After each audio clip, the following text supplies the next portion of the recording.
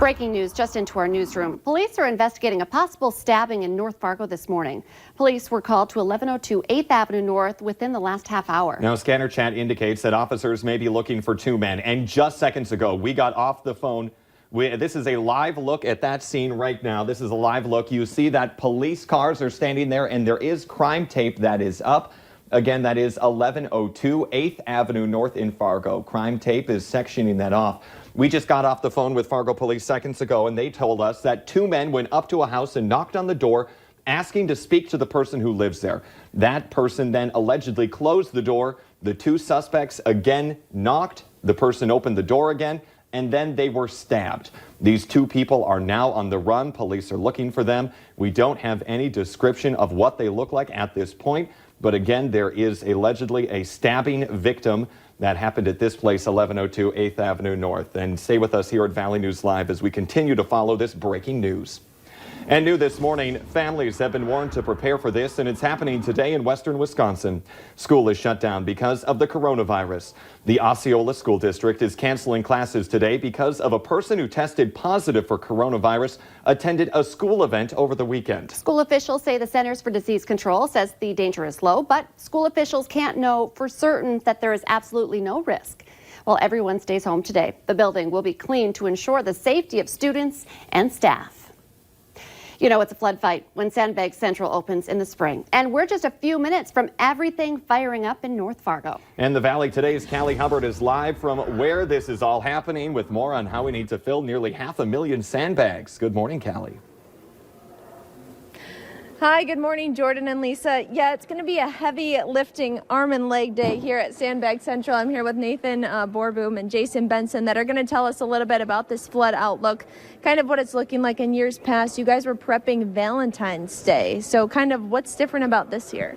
Yeah, back in 2011, if we were talking about the same forecast we were today, we would have probably been sandbagging a lot earlier or filling the sandbags a lot earlier, and instead of talking about 250,000 for the city and 150,000 for the county, I know the city would at least been talking multiple millions of sandbags. So luckily we've been able to complete a lot of permanent levees and flood walls since then.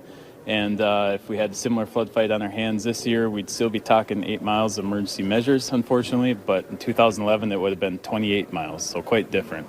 And we need 400,000 of these sandbags, and I kind of wanted to talk to Jason a little bit too. How do you know where exactly to put these sandbags around the city? Well, so for the county, our flood fight's a little bit different than the city. While the city has definitive lines of protection, we only have a handful of areas that we try to do larger levels of protection around rural subdivisions. So these sandbags are critical for our kind of individual rural farmsteads and homes that have to put sandbag ring levees around their whole home. In some cases, it's 1,000, 2,000 sandbags to get the protection they need. And we know it's going to be on the Cheyenne River, north of West Fargo, in the Harwood area is probably going to get hardest hit this year. And the wild card is, how high is it going to get on the red? Okay, so it's important that we do have a lot of volunteers to come out to Sandbag Central today, and you guys aren't going to stop until you reach the goal, right? Yeah, absolutely. We anticipate being able to reach our goal by the end of this week, and we're hopeful that that will happen. All right, well, thank you so much, you guys. And coming up, these volunteers are going to be heading in the door shortly, so stay with us.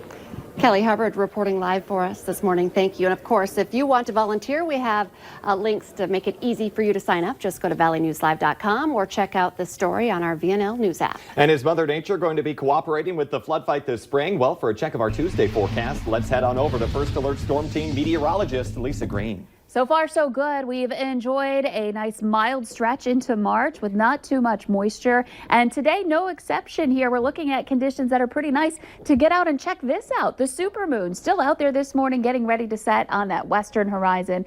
Take a moment to peek that. We're looking at some conditions that are just clear enough for a lot of us to get to see that here this morning. And this photo came from the Goodridge area last night. Thanks, Josh, for sharing that. We do have some clouds in the valley that are moving through and some spotty areas of snow showers too, as we're looking here on our radar and satellite map. So don't be surprised if you see a few flakes in some spots. And we're focused in on the southern end of the valley, right along the state line area here. Ellendale seeing a little snow shower just approaching right now. And as we expand the view, you can see this is on the very northern tip of the iceberg of a big area of snow in South Dakota. And that's trying to work eastward. So if you're traveling down I-29 today to head to Sioux Falls for the championship game between UND and NDSU, well, you're probably going to run into some of this snow. And you can check on the latest radar as you're heading down there on the Valley News Live weather app. You can even set it to follow you for any alerts. So this is the area of snow we're going to be watching. It could creep just far enough north to affect those of us in the Southern Valley this morning and even later today. Our temperatures are cool. It's 9 degrees in Fargo, so you're going to want to bundle up if you're stepping out here this morning to check out that super moon.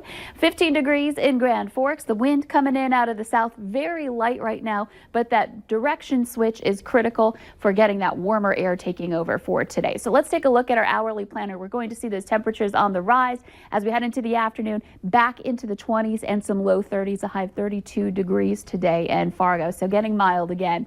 A look at your 7-day planner, back to 40 tomorrow, and we keep that milder weather around through Thursday. Just a little unsettled. A couple of chances for a little snow into this evening, and then again Wednesday night and into Thursday, we could see a mix of rain and snow. And now for a look at traffic, here's Devin Fry with the Valley Today's Traffic on the Move. Thanks, Lisa. We're sticking around in North Fargo right now, staying around the scene of the incident that the police are investigating right now at around 8th Avenue North. There's scattered police vehicles throughout the area, and various roadways near 8th Avenue North are blocked off. Now, 8th Avenue North in and of itself, not a very busy area. It's more of a residential area. However, it's right next to University Drive here. So as you're going down University Drive, just be prepared. There's a heavy police presence. They may need to get in front of you or get around you. Just be accommodating to them, especially if the lights are on. Now, a lot of the roadways, like I said, leading to 8th Avenue North, blocked off. That 8th Avenue North area roped off with a heavy police presence as they continue to search for their suspects. So just be aware of that if you're heading to the North Fargo area today, especially around this area. We can see up ahead there just one example of many of the roadways being closed by police vehicles right now. We're of course going to keep monitoring this situation on Valley News Live and the VNL app, so stick around for that today. What day is today? It's Taco Tuesday. Olay the day at Taco John's. For your traffic on the move, I'm Devin Fry. It's now 3 minutes before 7. A Fargo TV news reporter is accused of domestic assault after an incident at his Moorhead home over the weekend. 37-year-old Matthew Henson is a reporter for WDAY News. He was arrested Sunday for allegedly grabbing a woman's wrist to get a phone. Henson is facing 5th-degree domestic assault. Inform.com says he pleaded not guilty. Doctors expect an 11-year-old Minnesota boy to recover from serious injuries after he was thrown off an apartment balcony, allegedly by his own mother. Officers were responding to a report of an attempted suicide yesterday morning in St. Paul and found the boy on the ground with a broken jaw and leg and a head injury. Police say the boy has been unable to tell officers how he fell off the 4th-story balcony, but investigators believe his mother dragged him out of his bed and threw him off the balcony. They have not uncovered a motive. A West Fargo liquor store security camera caught a shoplifter in action, and they want to know if you know where she is. You could see a woman at Lake Mode Liquors yesterday afternoon pick up a bottle, then hide behind a display while tucking the bottle under her jacket. She and an accomplice walked out of the store a few minutes later. Call West Fargo PD if you have any information. Turnout is expected to be way up today as North Dakota Democrats voice their presidential preferences at state caucuses. The system has been revamped and will operate more like an ordinary election instead of a traditional caucus. And you can cast your ballot and be on your way. The Democratic caucus polls open 11 a.m. to 7 p.m. Here's where to vote. In Fargo, it's the AFL-CIO, Grand Forks, IBEW, at the Wahpeton Community Center, or you can also go to the Strauss Mall in Valley City and the Gladstone Hotel in Jamestown, along with the Holiday Inn Express in Devils Lake. GOP caucus sites in our area are the Holiday Inn in Fargo, Ramada Inn in Grand Forks, GOP headquarters in Valley City, and the City Plaza in Devils Lake. They're all open from 5 to 8 p.m. Let's get the answer now to our question of the morning on Facebook. That question, 23% of men say this is the only thing scarier than swimming with sharks. And a lot of people guessed this. The answer is proposing marriage. One more check of our Tuesday forecast with Lisa Green. Yeah, it's looking pretty good if you're heading out to the polls today. We're looking at some conditions that are going to be pretty quiet, though it is chilly this morning. You're going to want to bundle up as you are heading out. We're looking at temperatures single digits to some teens this morning, afternoon, and into dinner time, 20s to some low 30s. A few flakes out there as we head into the day today. The Today Show and CBS This Morning are just about to start, but of course we're following breaking news for you on a stabbing. You can get the very latest as we continue right now on the Fargo CW.